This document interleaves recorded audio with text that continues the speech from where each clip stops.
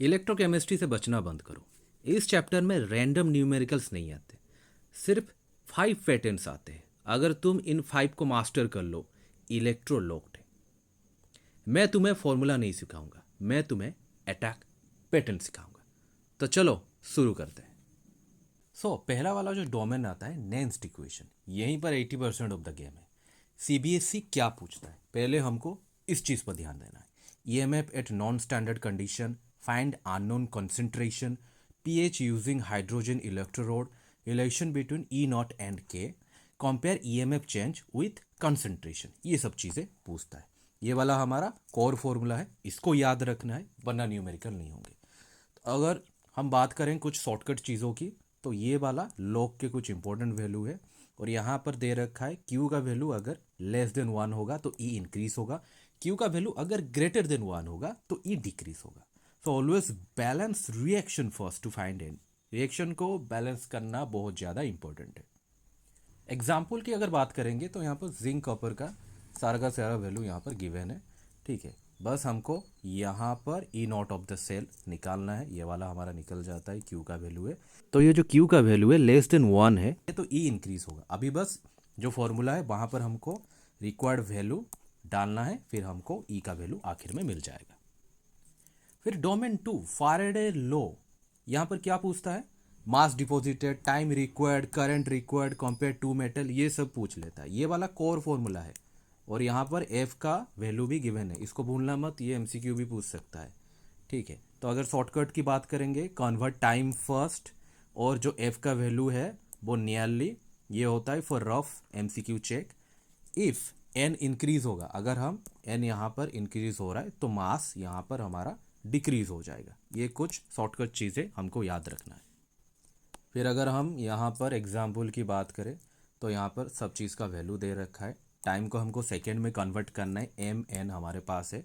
फिर हमको यहाँ पर रिक्वायर्ड वैल्यू डालना है, फिर हमको एम का वैल्यू मिल जाएगा। फिर हम जाएंगे तीसरे वाले डोमेन में।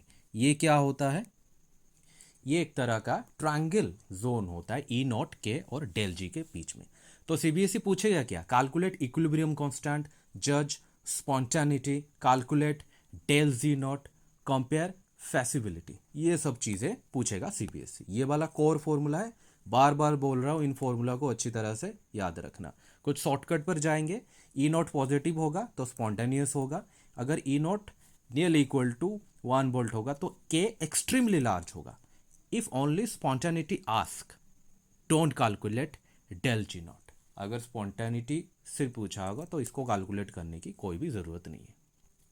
यहाँ पर एग्जाम्पल में ई नॉट एन का वैल्यू गिवन है, फिर हम डायरेक्टली यहाँ पर इसका वैल्यू डालेंगे। फिर ये लॉग का कन्वर्शन में, लॉग के इक्वल टू 37.23, तो ये के इक्वल टू 10⁻37.23, और लॉग का ये वाला कन्वर्शन इस बेसिस पर होता है, ठीक है। तो ये स्ट्रांगली स्पॉन्टेनियस होगा। फिर हम डोमेन 4 में आएंगे, कंडक्टिविटी जोन। ये थोड़ा सा यूनिट रिलेटेड थोड़ा सा ट्रैप सेट करता है। पहले जानेंगे सीबीएसई क्या पूछता है, find conductivity from resistance, find molar conductivity, compare strong versus weak electrolyte, apply Kohlrausch law, unit based trick question, ये सब चीज़ें यहाँ से पूछ सकता है। कोर फॉर्मूले की बात करें, ये वाला हमारा कोर फॉर्मूला है, इसको अच्छी तरह से याद रखना है। यहाँ पर एक ट्रैप हो सकता है स्टूडेंट के लिए, फॉर्मूला ये वाला है। कब ये फॉर्मूला वर्क करेगा, जब के या फिर कापा ये इस यूनिट में होगा और जो सी है ये इस वाले यूनिट में होगा। अगर के इस यूनिट में हो रहा है तो हम ये वाला फॉर्मूला ऑब्वियसली यूज करेंगे, या फिर कन्वर्ट करेंगे 1 S metre inverse equal to 10⁻⁻² S centimetre inverse में हम इसको कन्वर्ट कर सकते हैं। उसके बाद हम स्टैंडर्ड फॉर्मूला अप्लाई करेंगे। तो इन सब चीज़ों का अगर ध्यान करेंगे तो हम ट्रैप नहीं होंगे।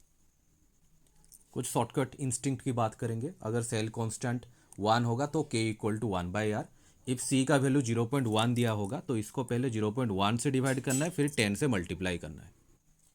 एग्जाम्पल की बात करेंगे, आर का वैल्यू यहाँ पर गिवन है, सेल कांस्टेंट दे रखा है, सी का वैल्यू भी गिवन है, और कापा के इसका यूनिट भी एस इंटू सेंटीमीटर इनवर्स में है। फिर यहाँ पर जो कापा का वैल्यू है इस फॉर्मूला के हिसाब से 0.02।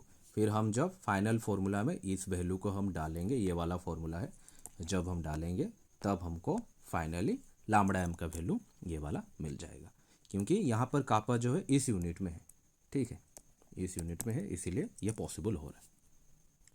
फिर डोमेन 5 की बात करेंगे, कॉन्सेंट्रेशन सेल। सीबीएसई क्या पूछता है, EMF of concentration cell, identify direction of electron flow compare to concentration, ये पूछता है। ये वाला हमारा कोर फॉर्मूला है, इसको याद रखना है। कुछ शॉर्टकट ट्रिक देखेंगे, convert ratio to power of 10 first. If ratio equal to 100 ये log 2 होगा, इफ रेशियो इज 0.01 देन ये log -2 होगा, ठीक है। फिर हम एग्जाम्पल पर जाएंगे, C1 गिवन है, C2 गिवन है, N गिवन है, तो ये रहा हमारा फॉर्मूला, यहाँ पर हम वैल्यू डालेंगे, फिर ये डायरेक्टली ई का वैल्यू निकल जाएगा। काफ़ी सिंपल है। यहाँ पर कुछ चीज़ें हैं, अगर हम याद रखेंगे, ध्यान देंगे, तो हम यहाँ पर फंसेंगे नहीं। एफ का वैल्यू, ठीक है, 0.059 वैलिड ओनली एट 298 के। एन क्या होता है, इलेक्ट्रॉन ट्रांसफ़र होता है। ये ई नॉट ऑफ सेल क्या होता है, E cathode minus E anode होता है। Positive E naught spontaneous. फिर strong electrolyte straight lambda M versus root C graph. Weak electrolyte curve graph होता है। तो अगर हम क्वेश्चंस को अटैक करेंगे इस ऑर्डर में करेंगे, फाराडे, नेंस्ट, ई नॉट माइनस के, कंडक्टिविटी, कॉन्सेंट्रेशन सेल।